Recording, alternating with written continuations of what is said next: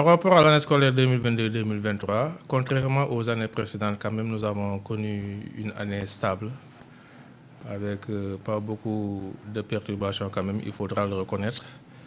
C'est une année scolaire qu'on peut juger vraiment satisfaisante, parce que les professeurs, les enseignants ont pu terminer le programme à temps, jusqu'à même faire des séances de révision pendant presque 3 semaines pour les élèves, avant juste le bac. Donc globalement, on peut dire que c'est une année qui a été réussie sur le plan pédagogique. Les épreuves ont été lancées ce matin. Dans l'ensemble, globalement, tout se passe bien. Il n'y a pas eu de perturbation majeure. D'ailleurs, on n'en a pas connu. Sauf peut-être les surveillants, certains qui sont venus un peu en retard du fait de l'éloignement du lycée, mais également de l'enclavement du lycée. Mais d'habitude, de façon globale, il n'y a pas de problème majeur. Cette année, nous avons 1065 candidats dans ce centre. Et ce centre est composé de 3 jurys. Il y a le jury 1491 qui compte 299 candidats. Ensuite, le jury 1492 qui compte 382 candidats.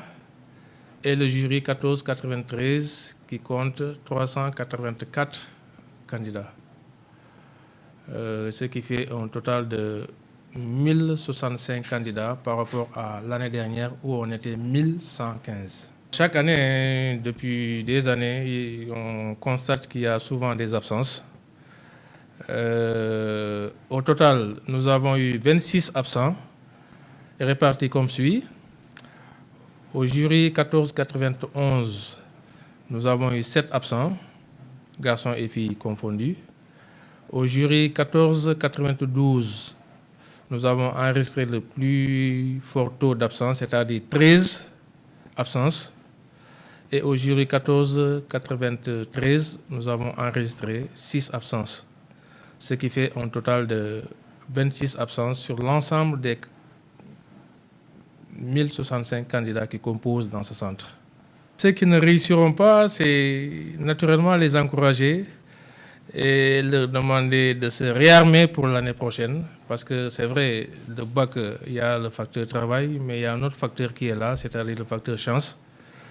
Parce qu'il y a plusieurs facteurs qu'on ne peut pas maîtriser. Par exemple, le stress, la peur.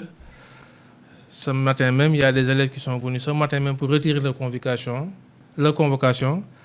Ils étaient incapables de trouver leur nom dans les listes alors que leur nom figurait juste dans la liste. Il suffisait seulement de venir la veille pour prendre toutes les dispositions pour savoir dans quel bâtiment tu vas composer et dans quelle salle de classe pour que tout cela se dissipe. Mais vous savez, nous avons des candidats quelquefois qui sont inconscients, mais pour la plupart des candidats, ils sont venus depuis hier pour s'enquérir de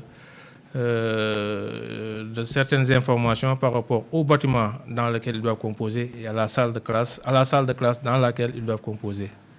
Maintenant, ceux qui réussiront au bac, nous leur souhaiterons de faire des études post-bac fructueuses qui puissent peut-être les ouvrir plusieurs portes dans l'avenir.